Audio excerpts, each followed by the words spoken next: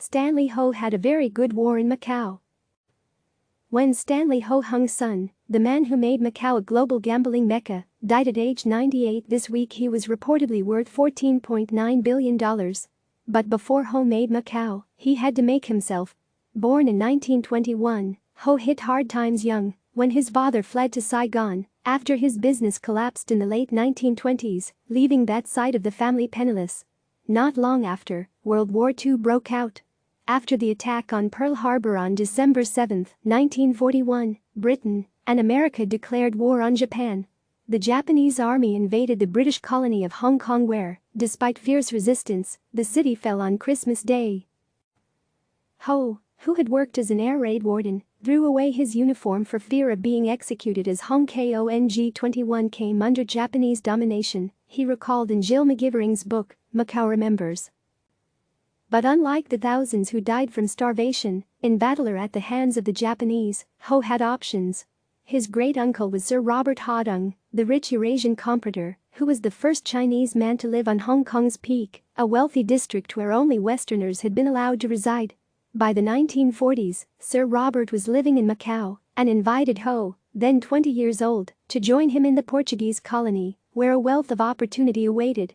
In the 1990s, Ho told historian Philip Snow, who wrote a book about the fall of Hong Kong and the Japanese occupation, "I made a lot of money out of the war. Here's how he did it." Macau, city of peace by the early 1940s, with most of China under Japanese control, Macau found itself in a unique position in the Asian theater. Portugal remained neutral in the war until 1944, and as such, Macau was also deemed neutral territory. The colony was administered by the Portuguese governor Gabriel Mauricio Teixeira and the enigmatic Dr. Pedro José Lobo, known simply as Dr. Lobo. Japan, however, controlled the seas and ports around Macau. That meant Macau had to cooperate with the Japanese in order to allow food and supplies to enter the colony. For Teixeira and Lobo, it was a delicate balance between preserving the territory's neutral integrity and avoiding overtly collaborating with the Japanese. Wartime conditions were tough in Macau. Food supplies were short, inflation rampant, and the colony had to deal with a growing number of Chinese and European refugees. Smuggling and the black market flourished. To solve this problem, Lobo created the Macau Cooperative Company, CCM, and Lobo asked Sir Robert Hodung if there was someone he could trust to work as the company's secretary. Sir Robert recommended Ho. The CCM was arguably the most important institution in Macau during the war, the organization that kept the colony fed. Its main role was to keep Macau both economically alive, able to feed itself, and balance the delicate relationship with the Japanese. It was 1/3 owned by Lobo, 1/3 owned by of Macau's wealthiest Portuguese families, and the final third was owned by the Japanese army. Ho knew this setup when he joined. In an interview with Simon Holberton of the Financial Times over half a century later, Ho said, "I was in charge of a barter system, helping the Macau government to exchange machinery and equipment with the Japanese in exchange for rice, sugar, beans. I was a semi-government official then. I was the middleman." The kerosene king as secretary of CMM, Ho was authorized by Lobo to keep Macau fed by bartering anything the island had to offer. This was no office job.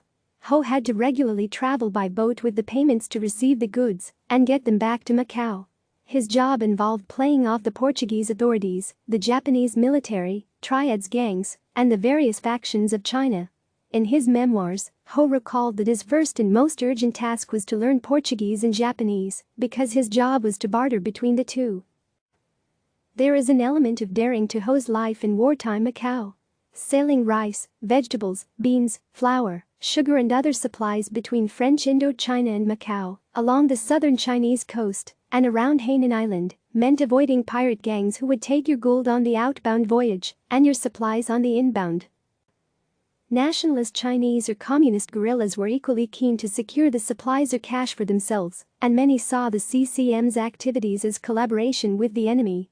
Japanese naval vessels were known to take potshots at all manner of civilian craft while, later in the war, according to historian Jeffrey Gunn, American and British submarines were liable to sink any vessel they thought were dealing with the Japanese.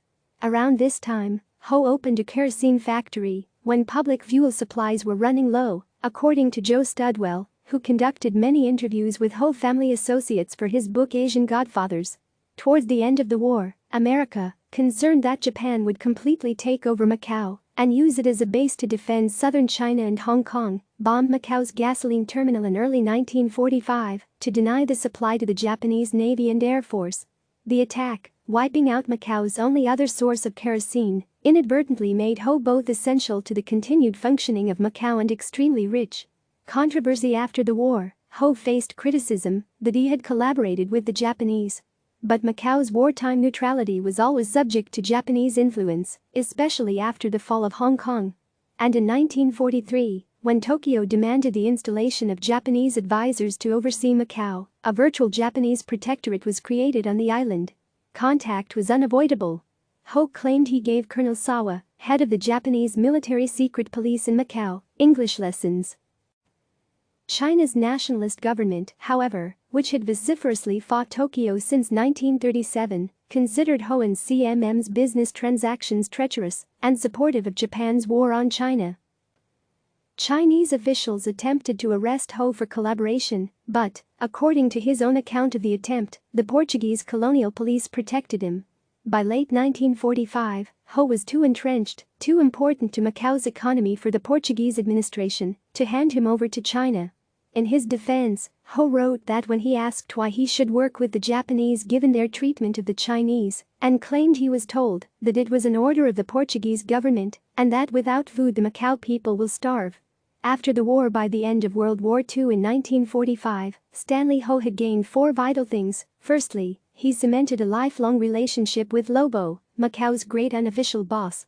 Then, in 1942, he married the daughter of a wealthy Portuguese family, affording him protection and social position. Thirdly, he amassed a fortune and was a millionaire by his 24th birthday. Fourth, he established businesses in rice trading, kerosene and construction. Within weeks of the Japanese surrender in August 1945, Ho was back in Hong Kong making strategic investments, such as buying a boat to start the first post-war ferry service between the two colonies. He had cash, position, family, and good friends in useful positions. He was all set to remake Macau and invest massively in post-war Hong Kong. In his memoir of the period, Ho wrote, "Macau was paradise during the war. Ho had, as they say, a very good war." Click subscribe to receive the latest news.